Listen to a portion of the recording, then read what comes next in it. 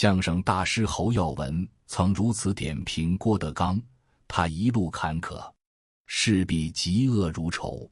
这8个字精准地勾勒出一个在风雨中淬炼出的灵魂轮廓。早年间，郭德纲没少在台上台下针砭时弊，痛批行业乱象。鲁豫曾在采访中问他，如此犀利，是否担忧遭人报复？他摇了摇头，眼神笃定，说了一句足以戳醒无数老好人的话：世上的恶人都是惯出来的。一言既出，仿佛平地惊雷。我们从小被教育要与人为善，要宽容大度，要退一步海阔天空。然而，当我们用尽全身力气去扮演一个温良恭俭让的好人时，却常常发现自己不仅没有换来海阔天空，反而被挤压得无路可退。我们的善良成了别人得寸进尺的台阶，我们的忍让成了他人肆无忌惮的温床。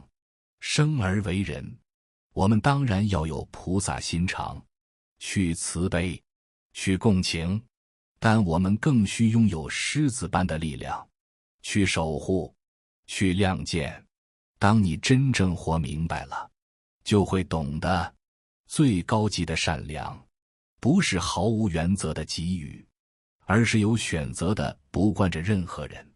这篇文章，我想与你深入探讨，我们是如何一步步把自己活成了一个烂好人，以及如何找回我们善良中本该存在的那份强大的狮子力量。你为什么不敢拒绝？老好人面具下的恐惧与枷锁。我们先从一个最常见的场景开始，不好意思拒绝。作家庆歌曾分享过一个让他哭笑不得的故事。一次，她和老公好不容易抽出时间去香港游玩，本是一趟期待已久的浪漫之旅。同事们得知后，却毫不客气地发来了长长的代购清单。其中有位同事的请求尤为突出，他要求庆哥帮忙带整整4罐指定牌子的进口奶粉。这4罐奶粉沉重、占地，且极难购买。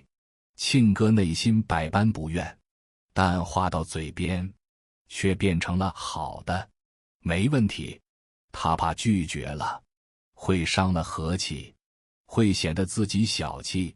结果呢，为了完成这项任务，他们不得不彻底打乱精心策划的旅行路线，花费大半天时间，像无头苍蝇一样在陌生的城市里穿梭。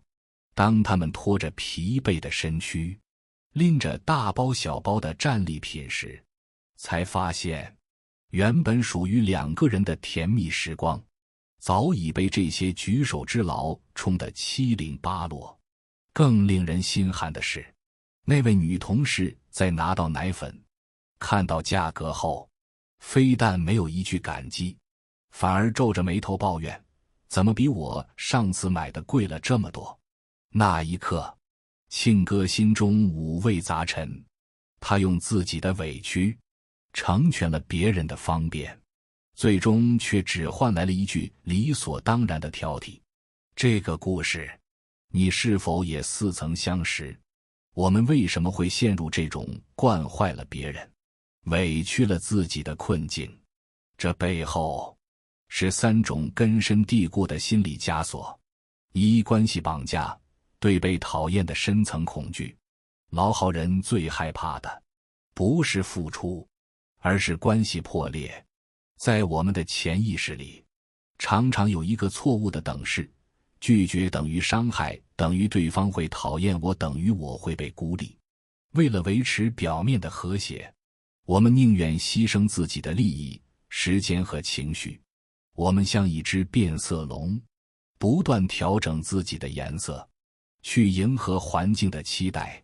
然而，心理学家阿德勒提出的课题分离理论给了我们一剂解药。阿德勒认为，人际关系中的烦恼，大多来自于没有分清谁的课题。如何判断？很简单，看一件事的直接后果由谁承担。同事请你代购，这是他的课题，你是否愿意帮忙？这是你的课题。当你拒绝后，同事是否会生气、失望？那是他的课题，你无法也无需控制。一个成熟的人，敢于只专注于自己的课题。我可以选择帮你，那是我心甘情愿的善意；我也可以选择拒绝你，那是我对自己时间和精力的珍视。无论我做何选择，你因此产生的情绪，是你需要自己去消化的。把别人的情绪责任扛到自己身上，是人际关系中最大的内耗。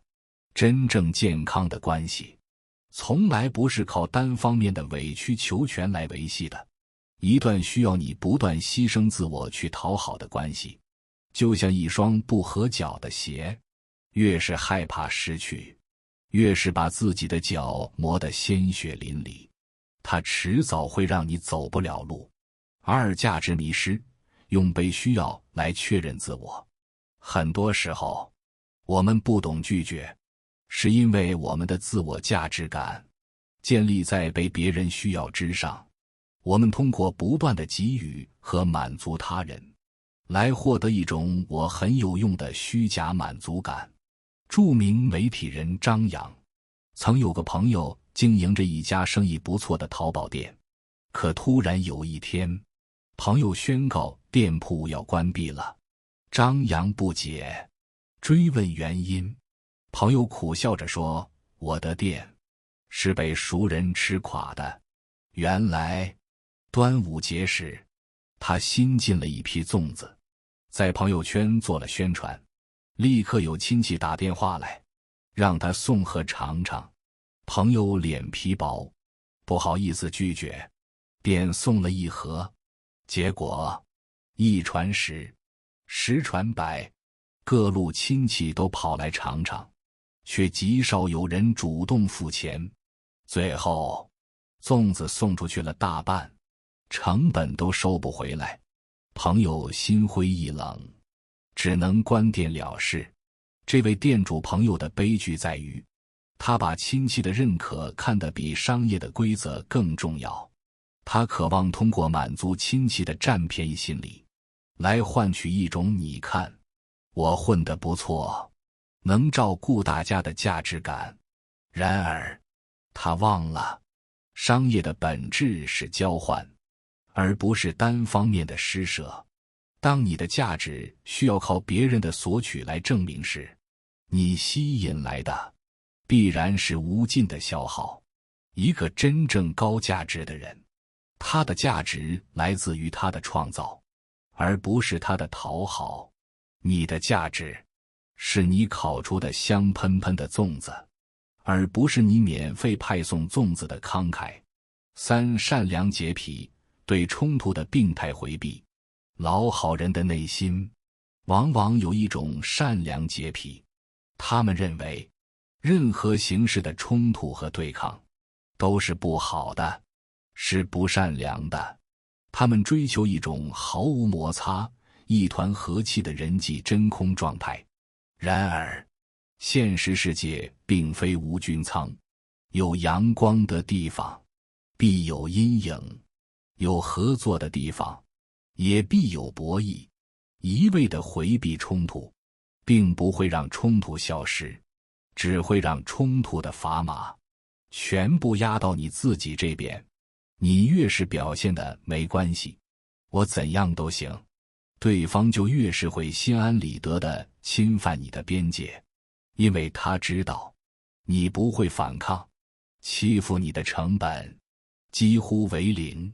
教父里有一句台词，堪称经典：没有边界的心软，只会让对方得寸进尺；毫无原则的仁慈，只会让对方为所欲为。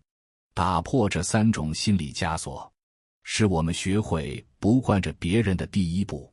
你需要从内心深处告诉自己，我的边界由我守护，我的价值由我定义，我的善良必须带有利齿。第2章，善良的代价，那些被你惯出来的人性之恶。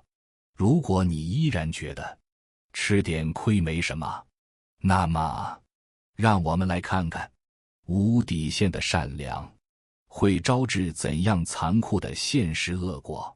人性是经不起纵容的，不是你真心付出，别人就会铭记于心；不是你出手大方，别人就会感恩戴德。很多时候，你的善良恰恰是滋生人性之恶的土壤。生米恩，斗米仇，被伟大的欲望黑洞。生米恩，斗米仇的故事我们都听过。当一个人快饿死时，你给他1升米，他会把你当作恩人；但如果你继续给他1斗米，他就会觉得这是理所当然的。一旦你停止给予，他反而会把你当作仇人。这个故事深刻地揭示了人性的一个弱点，习惯性地将他人的善意内化为自己的权利。前段时间，珠峰被救的刘女士事件，就是这个效应的现实版。当时，刘女士在海拔8000多米处遇险，氧气耗尽，生命垂危。同行的登山者范江涛和谢如祥，在面临登顶梦想和拯救生命的两难抉择时，毅然选择了后者。他们放弃了自己数年准备的登顶机会，花费了高昂的救援费用，向导费用高达1万美元，将刘女士从死亡线上拉了回来。按理说，这应是一段舍己为人的佳话，然而后续的发展却令人齿冷。刘女士获救回家后，不仅对2位恩人再无联系，甚至拒绝支付那笔救了她命的救援费用。在舆论的压力下，她才不情不愿地支付了4000美元，剩下的部分最终由2位救命恩人自己承担了。在这件事中，范江涛和谢如祥的善良是毋庸置疑的生米之恩，但当这份善良没有得到应有的尊重和回报时，他就暴露了人性中斗米之仇的阴暗面。刘女士或许认为，既然你们选择救我，那么承担所有后果也是应该的。她将别人的情分当成了自己的本分。这个案例血淋淋地告诉我们，你的善良如果不能唤醒对方的感恩，就极有可能喂大对方的贪婪。面对忘恩负义的人，你的持续付出不会让他感动，只会让他觉得你好欺负，从而变本加厉地索取。错误的善良，拖人下水的道德泥潭。有时候，我们的善良不仅伤害了自己，甚至会帮助对方在错误的道路上越走越远。在杨本芬老人的自传体小说《秋园》里，有这样一段令人扼腕的情节。主角仁寿是一位善良到有些懦弱的军官。一次，他携全家借住在堂弟家，出于愧疚，仁寿主动承包了堂弟家的全部开销。家里没米了，仁寿就去买了30担谷子。可没过10天，堂弟就说谷子被老鼠吃了，让他再去买。其实，仁寿心里清楚，谷子并非被老鼠所吃，而是被好赌的堂弟输光了。可他心太软，不忍揭穿，还是一言不发地掏钱去买米。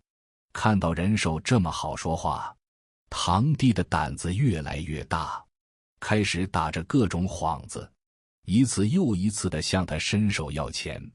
最终，仁寿的所有积蓄都被这个无赖的堂弟骗光，导致自己一家陷入了绝境。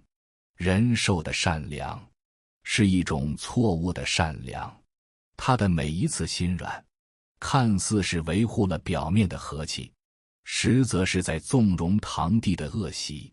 他用自己的钱为堂弟的赌博行为提供了弹药，成了恶行的共谋者。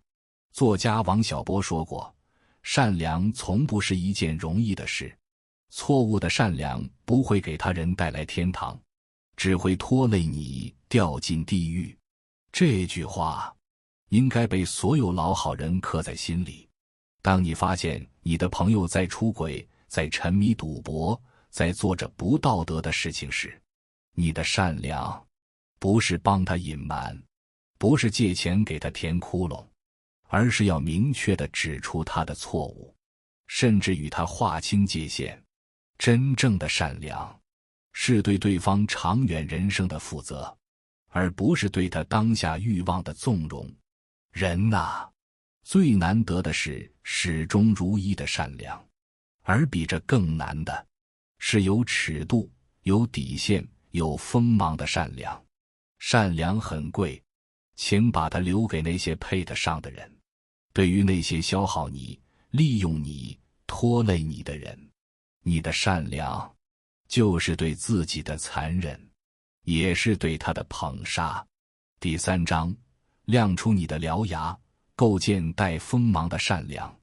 既然无底线的善良如此可怕，我们该如何构建一种既能温暖世界，又能保护自己的带锋芒的善良？答案是学会翻脸。当然，这里的翻脸不是指泼妇骂街式的情绪失控，而是一种温和而坚定的亮明底线的智慧和勇气。一、设立你的国境线，明确不可触碰的原则。一个国家如果没有明确的国境线，就必然会被邻国不断蚕食。一个人如果没有明确的底线，也必然会被他人不断侵犯。在付出你的善良之前，请先在内心为自己画好3道国境线。时间线，哪些时间是完全属于我自己的，神圣不可侵犯，比如周末的家庭日，晚上的阅读时间。金钱线，我可以帮助别人的金额上限是多少？救急还是救穷？借钱的原则是什么？比如借钱必须打借条，只救急不救穷。精力线，哪些请求会严重消耗我的精力？我必须慎重考虑。比如超出我专业能力的请求，需要长期投入的请求。当你内心有了这3条清晰的线，你在面对别人的请求时，就不会再感到迷茫。你可以坦然地说，对不起，这个周末是我答应了陪孩子的，下次有机会再帮你。或者我很想帮你，但这笔钱超出了我的能力范围，我最多只能支持你 XX 元。明确的拒绝远比含糊的应承更是一种负责任的善良。2、齐白石的绝交书，翻脸的艺术。国画大师齐白石早年尚未成名时，也曾深受人情所累。当时乡里有个叫李辉之的人，自称是他的朋友，常常上门求画。第1次，齐白石碍于情面，欣然为他画了一幅。可1年后，这位朋友又拿着宣纸来了，并且毫不客气地指定要画一条大鲤鱼。齐白石心中已很不快，但他没有当面发作。他把李辉之打发走后，提笔作画，并在画上题了一首打油诗：去年相见却山头，今日相求又画鱼。致意故人李居士。题诗便是绝交书。这首诗堪称翻脸的艺术典范。他既没有恶言相向，又把话说得清清楚楚。我们的情分到此为止，从此以后，你别再来了。齐白石的智慧在于，他把翻脸这件事处理得有理、有节、有文采。他守住了自己的尊严，也给对方留了最后的体面。这告诉我们，翻脸的关键不在于声音多大，而在于态度多坚定。3. 张爱玲的零容忍，捍卫你的核心尊严。如果说齐白石的翻脸是艺术性，那么张爱玲的翻脸则是决绝型。年轻时，张爱玲与作家潘柳黛曾是闺中密友。后来，张爱玲声名鹊起，潘柳黛心生嫉妒，常常在背后诋毁她。起初，念在姐妹情谊，张爱玲选择了隐忍，可潘柳黛却变本加厉，专门写文章嘲讽张爱玲的贵族出身，说她那点贵族血统就像太平洋里淹死一只老母鸡，上海人吃黄浦江的自来水，自称喝到鸡汤一样可笑。这篇文章彻底触碰了张爱玲的逆鳞，家世是她内心最敏感、最高傲的部分。张爱玲得知后，没有丝毫犹豫，立刻与潘柳黛翻脸，从此老死不相往来。张爱玲的故事告诉我们，在核心尊严和原则问题上，必须零容忍。有些底线，一旦被触碰，就没有任何回旋的余地。你的退让，只会被视为软弱，招来更肆无忌惮的欺辱。你之所以会被人欺负，很多时候是因为别人觉得欺负你没成本。当你敢于为自己定价，让对方知道欺负我很贵时，他反而会对你恭顺起来。做一个有狮子力量的善良人。作家王朔在《沉默的大多数》里写过一段话，我深以为然。人活在世界上，有2大义务，一是好好做人，二是不能惯别人的臭毛病。人不能惯，情不能判。你越是心软，别人越是得寸进尺；你越是退让，别人越是肆无忌惮。亲爱的朋友，请收起你那毫无原则的圣母心吧。这个世界需要的是你那份既有菩萨心肠，又有金刚手段的高贵的善良。